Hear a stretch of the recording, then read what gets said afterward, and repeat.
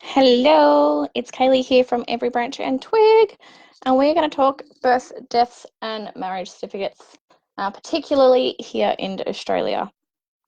Now, birth, deaths, and marriage certificates come under the heading of civil records. So the main three major sources that genealogists or family historians use are what I call the big C's, the three big C's. So you've got civil, church, and census records.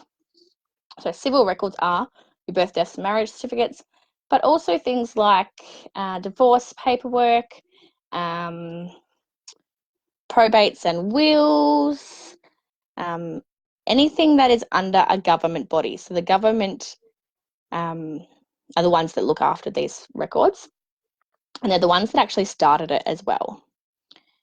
So they actually started back in the late 1700s, which was with Napoleon, and he influenced it across Europe, and then it continued on.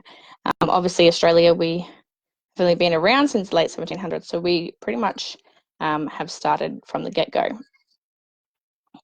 Now, you can see here on the screen here, we've got Australian online indexes available.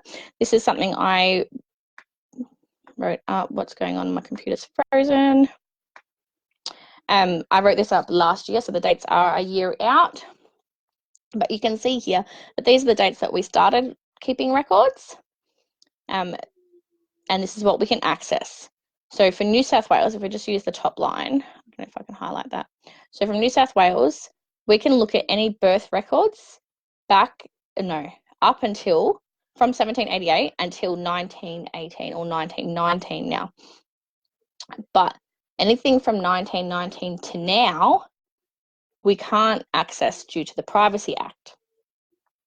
And that stops us from able to commit fraud. It also stops us from seeing anyone who could potentially be living to record. Now, the government created these records, birth, marriage, and death records, for different reasons, and it depends on the state and the country. So probably the main reasons, one would be collecting data on the population, and that could be for numerous reasons. Also, one of them mainly being infrastructure. So, how many births were in 4 years ago, because that's, how many preps we're going to have, and so this is how many schools we're going to need. It gives us a self-identity, gives ourselves an identity within society, same as a surname. It gives us proof of who we are, so we can prove to people who we are. And it benefits with other government services, obviously, as well. Data statistics, how many people died in such a year. And it also gives us evidence on parentage and entitlement to inheritance. So by showing my birth certificate, I can prove who my parents are, and if they didn't have any other children, then I would be the next in line for whatever inheritance is coming my way. So these are all different reasons as to why the government bodies create these indexes, records, etc. And they are mandated. So back in the day, they used to send somebody out to collect the information from us. Now, it's actually up to us to give that information. If we don't give that information, there's usually a fine that will come with it. I know from having my two children that there was a specific time from the date of birth to a specific date. I've got a feeling it was a couple of months. I'm not sure exactly how many days it was. But I had that certain amount of time to register their birth. If I didn't register their birth, I could be fined. And that's a reason, it's a reason for them to get the information. I'm not going to cop a fine because I didn't pass the information on. So I pass the information on, and then they get the data that they're needing to create their database. Now, obviously, it is us giving the information. So the information needs to be correct. I did a live on this, and I think it was more around the censuses. The information needs to be correct. And Pauline actually just commented on my 5-minute post just now, saying that her father, I'm sorry, I'm having a little mental blank. Her father was the informant and forgot that he had another child. And this happens quite a lot. I know one of my partner's family members, they on their birth certificate actually has their date of birth wrong. They got the day and the month numbers around the wrong way. And it is very common. So we do need to make sure that obviously that if we're informing these data collectors or government bodies with information, then we need to make sure that the information we're giving is correct and not lying. And I know some people obviously do this on purpose, but we really need to make sure that we're doing it correctly. And that's because in the future, we are going to have generations below us, our descendants, looking back at these records, trying to find out who we are. So that's just a little bit of a background. So I'm going to show you guys today a couple of these. I'm not going to go through all of them because we will be here forever. But if we look at, so all I've done is I've gone to Google and I've just put BDM Vic in. So that gives me to birth, deaths, and marriages. So this is the first point of call. I'm just going through here. So New South Wales, again, I've just put BDM New South Wales. And this one's Genealogy Essay, which I'll explain to you guys in a minute. So the first point of call when looking for a birth, death, and marriage certificate, if you do not already have a subscription to a major database such as Ancestry.com or MyHeritage, Genie, Family Search, etc., is to jump on to the actual state. These are the people that hold the record. So we're going straight to the source.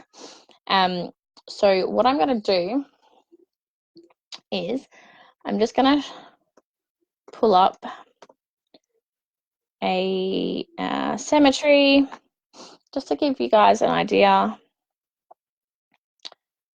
And if you are watching, please pop a comment down below. If you're watching this later, hashtag replay or after party. Just let me know any questions you have, pop in the comments and I can answer them along the way also. So I'm just going to show you guys a little search that I did the other day. And this was, my mum was actually in Ballarat and she sent me a list. She sent me a list of Mutimers who were buried in the Ballarat cemetery, sorry. Asking me if we were related to them, because we are related to majority of the Mutimers in Victoria. And I said, all right, I'll have a look and I'll see what I can find for you, Mum.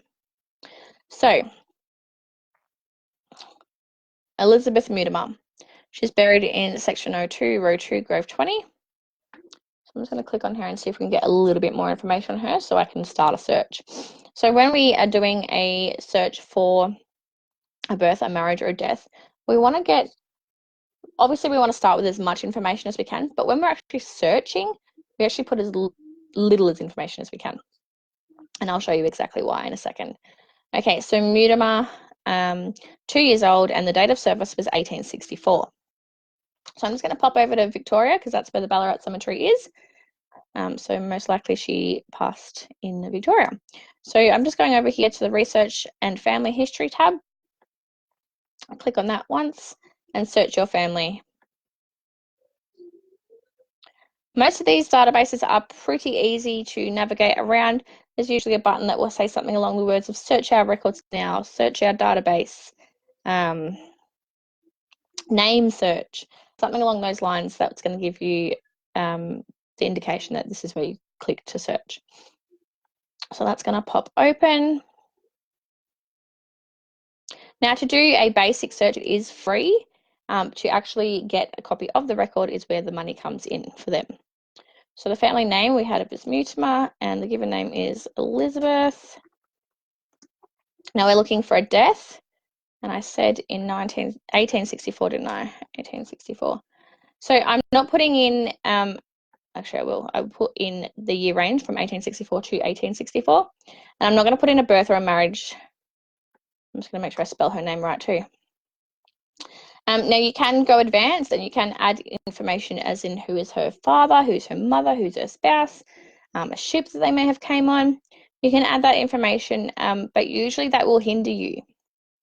That will, usually the more information we add, it gives us no result or very little result.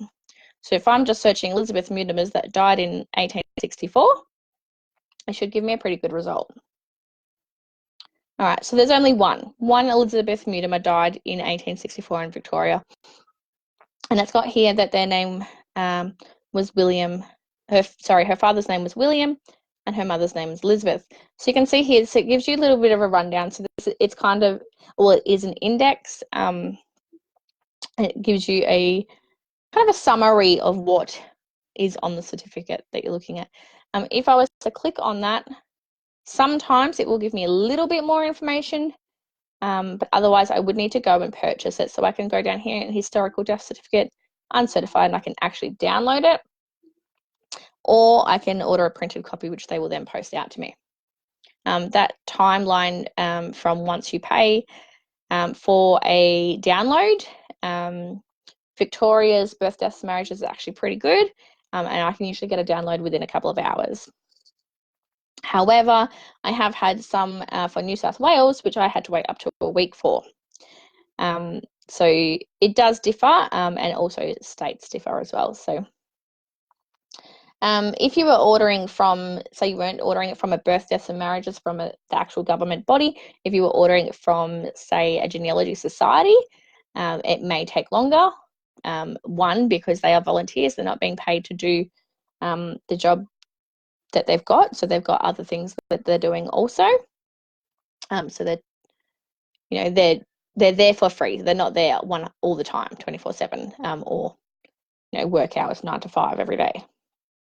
So whereas birth, deaths and marriages, it's a big organisation, it's a government body, they've got a lot of staff, and they also have this amazing database that they can quickly do a search as well, find out where it is, and then go and look for it. Sorry, I've got a little one after me. What's the matter, bub?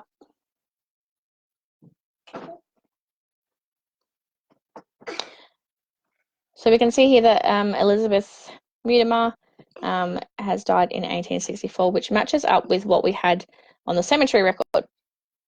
So I actually wanted to just double check, and I wanted to know a little bit about her. So I popped over to Trove, which is my newspaper article. I'm going a little bit off topic here, but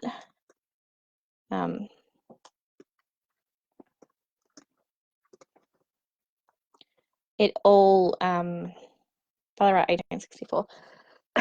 Excuse me. It's all relevant to genealogy. So we can see here. So you can scroll down. So this is searching for Elizabeth Mutimer in Ballarat in 1864. Now it actually hasn't searched that. There we go. All right. So Elizabeth Mutimer Ballarat with an issue date of between the 1st of January 1864 and the 31st of December 1864. That's the time that I want to search. So I click on here, and it comes up with only one. It's in the Star Ballarat in March 1864. So this is going to give me a little bit of a story.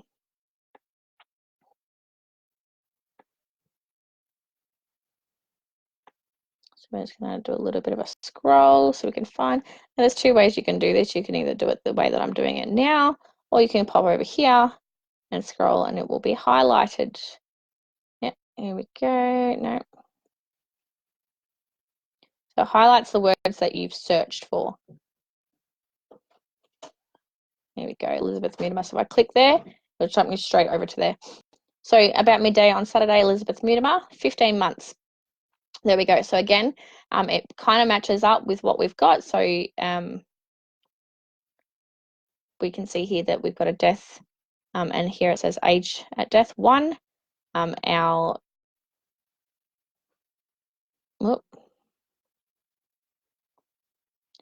Our record here says that she was 2. And the newspaper record says that she was 15 months. So we can see there is a little bit of difference. But once we have all our records, we can get some facts. Again, talk about primary and secondary sources. A death certificate is a primary source for a death. It was recorded at the time that the event happened. Now, trove and articles like this, derivative primary derivative, depending on how you look at it, some people would say it's not, some people would say it is. It's a little bit of a shaded line there when it comes to genealogists and what they actually classify as a primary and a secondary. Now, I would myself personally, I would say that this is a primary source. This was written on the 28th of March. The event happened on the, did it give us, no, it doesn't actually give us a date. I'd probably have to purchase this certificate to actually get the specific date. But I can see from the funeral, the date of service was the 28th of March. So it's on the 28th of March, the same day that this article was written, she was being buried. And it gives us a little bit of a rundown. So I would say that this is a primary source going by the dates. If this was an article that was written, 5 years afterwards, no, I wouldn't say it's a primary source. So it's all how you look at it. So about midday Saturday, Elizabeth Mutimer, aged 15 months, the child of William and Elizabeth Mutimer, which also matches up. So again, we're matching up the different information. So wasn't there? It was. Oh, on our death certificate, William and Elizabeth. And that's what we've got here. William and Elizabeth Mutimer of Inkerman Hill, Ballarat. She fell head foremost into a large tub of water standing on the outside of her parents' house while her mother was engaged in washing clothes within. When discovered, the child's body was quite warm, but all efforts at resuscitation proved fruitless. A few hours afterwards, Dr. Clendenning held an inquest on the remains and the jury returned a verdict in accordance with the evidence. So you can see there a couple of records. So all I've done is I've done a search on birth, deaths, and marriage. So say that this is the information I had, that all I had was a gravestone. I'm then able to go quickly do a search on birth, deaths, and marriages to get a little bit more information. Then I can go to the newspapers and see what else there is. So you can see how quick and easy it is to start a family tree. If you're starting your own family tree, it's going to be so much more easier because you've got more information. So I can then, if I look at this and say, okay, she's 15 months old, I want to do look for a birth on her. So I'm just going to go back here, Elizabeth Mutimer. I'm going to click birth. And now I've got 3 different ages at her death. I've got 1 year old, I've got 15 months, and I've got 2 years old. So I'm just going to pop this back to, let's just say 1860. Cover all bases. I'm just going to untick that because that's not necessarily needed.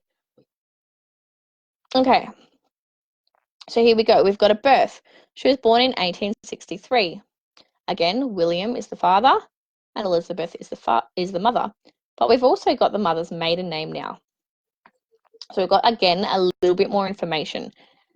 Date of a place of event is SLAU. Not sure where that is. If I just put that in and go Ballarat, Vic, and see what comes up. No,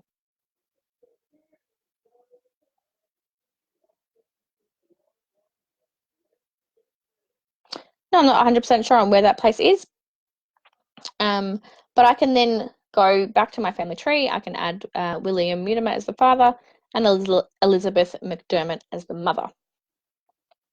Once I've done that, I can then go and look. Say you want to look to see, did they have any other children? Did Elizabeth Mutimer, who passed away in a bucket of water, did she have any brothers and sisters? So what I'm going to do is I'm going to pop back here to my Victorian search. And I'm just going to leave Mutimer and then I'm going to take Elizabeth out because we're looking for her brothers and sisters. Her brothers and sisters may not be named Elizabeth. So we're going to look for births. I'm just going to take the death one off. And I'm going to expand our date range. So, look, most people have children between the ages of, say, 15 years old and 45 years old, on average. So we'll say like we're taking an estimation. So we're going to say that maybe Elizabeth and William were, say, in their mid-20s when Elizabeth was born. So I'm going to pop this back to, let's go 1830. So we're going 30 years. And what's to say they didn't have children after Elizabeth was born? Let's go 80. All right, so from 1830 to 1880, giving us 50 years. We're looking for Mutimer's born in Victoria. I'm also just going to open up this advanced search here. And I'm going to pop in here mother's maiden name, McDermott, and father's given name, William. I'll just pop in actually the mother's given name as well. So you can see here that I'm adding more information. So if I was to, all right, look, let's just do it. Just mother's family name. All right, so I'm adding quite a bit of information here. So I'm looking for Mutimers born between 1830 and 1880. I've got the father's name is William Mutimer. The mother's name is Elizabeth Mutimer, maiden name McDermott. So let's do a little search and see what that brings us to. It didn't produce any results. Okay. So it's the opposite of what I actually thought was going to happen. So let's take Elizabeth's married name out. And I'm actually going to take William's name out, also just his surname, because we've already got Mutimer up here. So this is the family name that we're looking for. And we're looking for children of William and Elizabeth McDermott. Search. Okay, so that's produced 13 records. So if we just do a quick scan, we can see here the mother's family name at birth, McDermott, McDermott, McDermott. They're all the ones that we want. But then we get to Goody. Goody? Some more McDermotts, another Goody. So you can see there it's actually given us more than what we were actually looking for. So the Goodies we don't necessarily need or want. But we can see that they were also, their father was William as well, and they were born in the Ballarat area. So these are going to be all the brothers and sisters, Elizabeth McDermott and William, 1860, 1871. So you can see here that she's actually got quite a few brothers and sisters, and I've just found that out through a couple of searches. It's so quick and so easy to do these searches. So I'm just having a look here. I wonder if this William is the same William. We've got two here, both born in 1876. Be interesting to know if he was if there was two Williams or if he was living a double life. That would be interesting to find out. You can see there, so I've just shown you two different searches to look for information. One looking for, sorry, I've shown you three. The death information of Elizabeth, her birth information, and I've now shown you how to look for children of a couple. So that's Victoria. So if we pop over to New South Wales, it's very similar. Again, look, all I've done here is I've gone to Google, I've put BDM New South Wales in, I've clicked the top link, and I'm over here, family history research, it's gone straight to it for me, start researching. So it's just opening up another tab, as you can see there. And then we can select. So this is different to Victoria. As Victoria, we can search for all three at once, whereas birth, deaths, and marriages New South Wales want us to search individually. So let's have a look. I'm just trying to think of someone in my family that was born in the New South Wales area. Let's go Thompson. We'll leave it blank to surname that I know. I can't think of a given name at the moment, but we'll put Thompson in and see how many Thompsons were born. 1919 is where we end. So let's go, please enter a date in the range. Okay, that's what I'm doing. Let's go 1880. It doesn't like that. Oh, up until, okay, so 18. All right, so the last day of 1918 from 1880. So we're looking at 38 years here for Thompson's. So let's just do a search in New South Wales and see what comes up. So again, it gives you a little bit of a rundown on what to expect on the birth certificate. I am looking births, yes, I just want to double check that. So we can see here, so you got your registration number and the year that they were born. Usually on all birth certificates, marriage certificates and death certificates, the registration number will end with the year that it is. I believe that is still the case today. So it also gives you the father's given name, the mother's given name, and where, or the district that it is in. Now, if I click on one of these, it's going to give me more information. Now, you can see here that these PDFs are unavailable. So if I click on this. Okay, so this is all the information you can see. What's this one? Hang on. This one says readily available. I can't click on that either though. So we can only select them and add them to order. We can't actually view any more information. So that's all the information we can view. So they don't give us a mother's maiden name. So again, different to Victoria. Each state is different. Each country is different. Now, so that's New South Wales. Now, South Australia don't actually have a birth, deaths and marriages of South Australia. They have a Genealogy Essay, and they also have, if I can find it, the Family History Essay. So Family History Essay started their records in 1836, and Genealogy is 1842. I use Genealogy Essay quite a bit. Family History Essay I've used here and there, but majority of my ancestors were found on Genealogy, so I've not really had to. Okay, so now with Genealogy Essay, if you do have any ancestors in the South Australian area, my daughter's just come and stole all my snacks. If you do have any ancestors in the Genealogy Essay, in the essay area, this is a great site to join. I believe it is free, but let's just have a look. So we're going to log in. My login details are already there. Log in.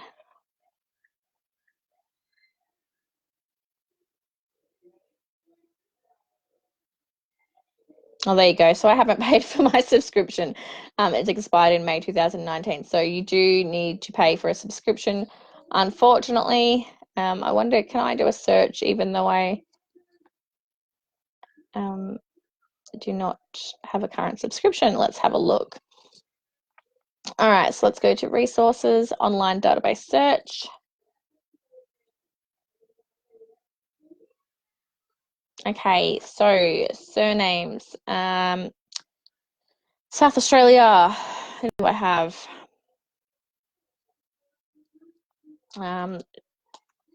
Shippen. We're going to go 1880.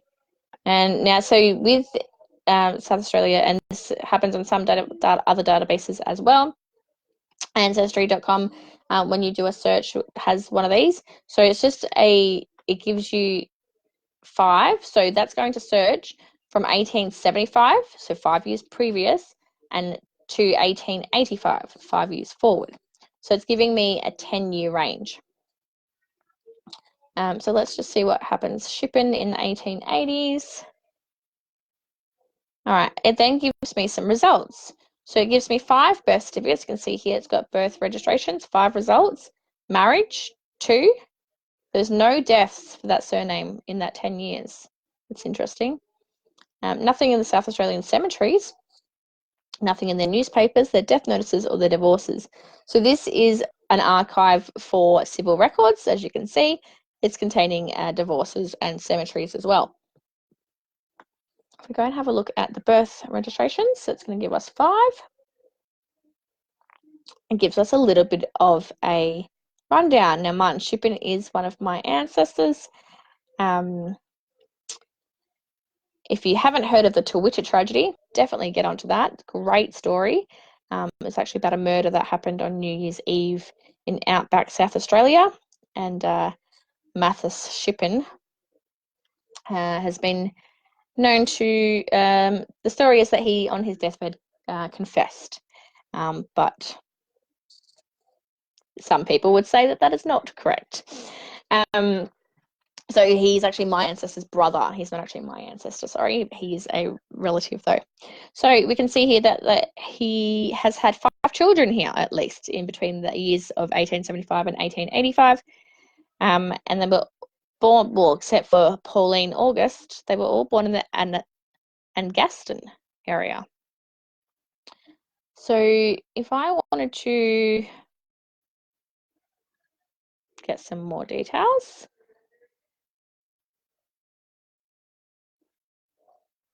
Okay, so August Willem Shippen, father is Mathis. Okay, so this is where your membership comes in. So if you wanted to get more information, having that membership is vital. It's going to give you the actual date of birth. It's going to give you the mother's name and the birth residence, and any notes. So if there's any information that they have found, because they are a genealogy society, or members of their society have got more information, there's usually some notes, which is quite interesting sometimes. So there you go. You do not have to pay for a subscription if you do not want to. This already gives me a little bit more information. From here, if I was to have a Ancestry subscription or a My History, Family Search, Find My Past, any of the big databases, I can then add these people to my tree and then go from there. It's going to give me some more information as I add them. So that's pretty much it, I think. So we've covered, oh, actually, no, what I'll do, I will show you. All right, so here is what the actual records look like. Now, these do differ, again, on the year and the state. These are probably going to be a little bit blurry. So this is a birth certificate of New South Wales from the year 1901. They are handwritten. Everything was handwritten back in the day. So the more we look at these records and the more we're doing research, the more we're going to get used to the handwriting. So we can see here that it's 8th of October. We already know the year as 1901. William Patrick was not present at the time. It's a male. His father's name and occupation was Patrick William Irvine. 30 years old. What's that? A farmer? Maybe? And he was from Victoria. So there you go. The date and place of marriage and any previous issue. So previous issue is children previous to this child's birth. So any older brothers or siblings that he has, he does. He has what looks like James, Alice, something else. So it's very blurry. And Sarah Lawson is the mother's maiden name. She was 30, from Wattle, New South Wales. So you can see there. So it gives you the information. It gives you a little bit more information on the actual birth. Now, if we go and have a look at death records, so these are just examples that I've pulled together. So this is a death record for Eliza Simmons from 1878. So 25th of March, 1878. Eliza Simmons, married woman. She's female, she's 25 years old. I can't scroll. What are we looking at here? So cause of death, duration of last illness, the medical attendant when he last saw the deceased. So it gives you a little bit of information as to how they died, the cause of the death, and if they were sick previously to that. So if they were sick for a time up until the death, which is usually the case. You'll find something along the lines of influenza for 2 weeks or something like that, it'll say. So here it does say, what's that say, 24 hours. It's very hard to read. Cold recently, often contaminated. 24 hours. I can't read that. William Field is the father. He's a farmer. And Mary Kelton, certified by Thomas Simmons. So that's the person who was the informant. He informed the government body of the death. So you can see here, actually, I think we have a zoomed in version. It might help us a little bit. There we go. So Geelong, Victoria. We're looking at here.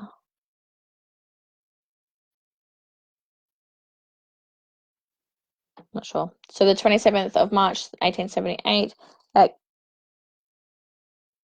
Gumbala, Thomas Dario, 9 witnesses. So what it says. Okay, so the witnesses of the burial in Geelong, and the place is Geelong again, 17 years, Thomas Simmons. So it gives you a little bit of information. None and never, does it? Sorry, I've just seen your comment. What was I looking?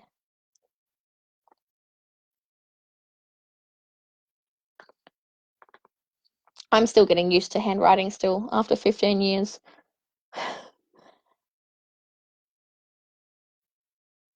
Oh, none and never up here. Okay. Yeah, so on the death and the cause of death. And were they sick up into it? Okay. Oh, that's just a zoomed in version of that one. Okay, so it gives you a bit of an idea on the death certificates. And again, it does differ from state to state and country to country. These are some marriage certificates. I believe these will be New South Wales. Yep, so Broken Hill in 1954. So this is a more recent one. This is a marriage certificate for Graham John Fowler and Roma May Horwood. So you can see here, it then gives the date above, 13th of March 1954, Broken Hill. Now this one gives us occupations. So we can see here that Graham is a taxi driver and Roma was a laundress. Both lived in Broken Hill, one at 5 Broadman Street and one at 100 Morgan Street. Bachelor and spinster. Spinster is a single, non-married woman, and a bachelor is a non-married man. So they're very common words that you'll see when doing genealogy. Now it shows us here that Graham John Fowler was actually born in Solomon Town in South Australia, and he's 20 years old. So from looking at this, we can see here that he's 20 years old on 1954. So we can do a little bit of calculation and kind of get an estimated year of birth. We can then use that for further searching and then find an actual. So again, going back to your primary sources, this is not a primary source for his birth. It is a secondary source for his birth because this marriage certificate was not written at the time that he was born. So it gives us a little bit of information, and then we can then do some further searching, looking for that primary source being the birth certificate for his birth. Again, same with Roma. Says here that she was born in Broken Hill and she was 18 years at the time. So again, doing the same thing, we can get a rough year on the year that she was born. It also gives us here the parents' names. You will not always get the mother and father's complete names. You may just get the father's name usually. You might just get the mother's maiden name and not her first name. So it does differ again from state to state and country to country. And it also gives us the father's occupations as well. Now it tells us that they were married at Oxide Street at the Methodist Church in the consent of Marjorie Eileen Clark. Now, this is a little bit of information. So I think I've spoken about no, that might be in genealogy school. So in genealogy school, I run training sessions every week, more than one a week, around different topics, and we've done one around names and how we need to be very open-minded with names. Names change. Back in the day, majority of people were illiterate, so and the people taking the register might not have known how to spell it also, and spelling wasn't like it is today. It wasn't a necessary, you had to have it spelt right. So people would just write it how it sounded to them. So if someone had an accent even, that would change the way the name was written. So, but then also, look here, we can see from this one, this is another example of how a name can change. Marjorie Eileen Pyle, it's the mother's Christian name and maiden name. But here, she's Marjorie Eileen Clark.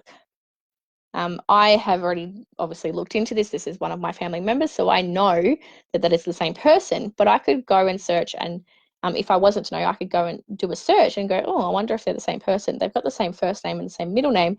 It's a clue. We've got to keep our eyes open and keep an open mind around these things, and just have a look and just do that little bit of a search, because you never know what you can find. So from doing that, I was then able to find out that Marjorie Eileen and Howard Fowler actually divorced long before this marriage ever had occurred, and Marjorie obviously remarried to Clark. So having birth, death, and marriage certificates helps us in so many different ways. Gives us a lot of information. As you can see, just from one marriage certificate, I'm able to find out the exact parents of the two people, where they were born, how old they were, so a rough year, where they lived at the time, what they did at the time. So I can then go to census records and search for them further, find out where they lived at the next census or the census before. And down here, the marriage was solemnized between G.J. Fowler and R.M. Horwood in the presence of A. Hermanson and F. Hoskins. I have already researched them, and I know they are not related. I have been told since then that they are actually just friends of the family.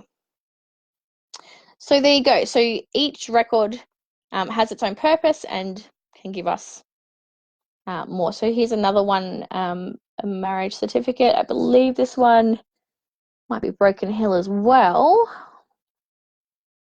No, it's not. Okay, so this is Melbourne. What am I looking here? Joseph Steele and Sarah Ann Stunnett. Just trying to find mine. Okay, so Richard Moore down here. So this is my... Now, these ones go across all the way. And I can't highlight it because I have to zoom in. So you can see here, again, we've gone back, so we're going back further again in time.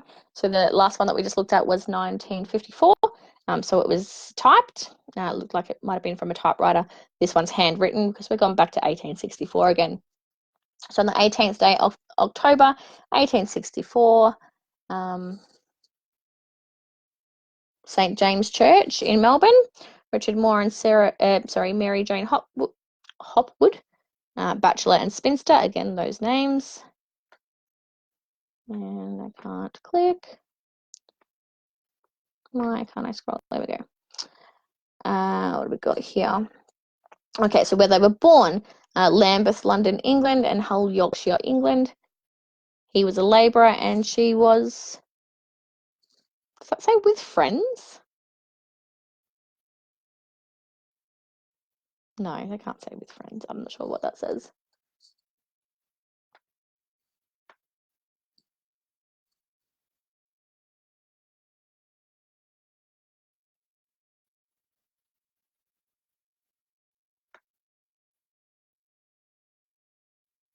Not sure. So he was 27 and she was 21. He lived at Little Lonsdale Street in Melbourne, and she lived in Williamstown in Victoria. So you can see here, you get the same kind of information, but the information you get may differ in the detail. So maybe you just get a little bit of information. So you can see here, he lived at Little Lonsdale Street, but for her, we only get the town. We don't get a street. He was actually born in Adelaide, South Australia, and she was born in Williamstown, so she lived where she was born. Again, we're getting a parent's name. So again, in this instance, we've gotten both full names of both father and mother. So we're getting John Moore and Margaret Lennox Price, Charles Hopwood. I always want to say a different name then. Hopwood and Sarah Jane Sneaston. And you can see here, he was a teacher of music. And I only just found this one out earlier this year. I haven't actually had a chance to go and look into that. But I found that a very interesting occupation. It's not one that you come across all the time. Usually it's more of a trade that you will find for the male, things like farmer or blacksmith or, oh, there's millions of them. But you get the idea. They're more of like, those manly jobs. But a teacher of music I thought was quite interesting. So I'm going to look into that and find out a little bit more. And we've got here Anchor Smith. So I'm guessing that's a similar to a blacksmith, but with anchors, I'm assuming. So again, that's something I would look into. If I'm not sure of something, I will always Google it. Google is usually my best friend and should be. If you're doing genealogy, Google should be your best friend also. The amount of things that we can find just on Google, let alone the records, is amazing. And Google can lead us to the records. Okay, and again, so down the bottom, we've got our informants. So Richard Moore, Sarah Jane Hopwood do hereby declare in the presence of members of the United Church of England, in the presence of John Austin Sawyers, his mark again. So going back to this illiterate people that didn't know how to spell, read, or write, would just mark with an X. So that's his mark.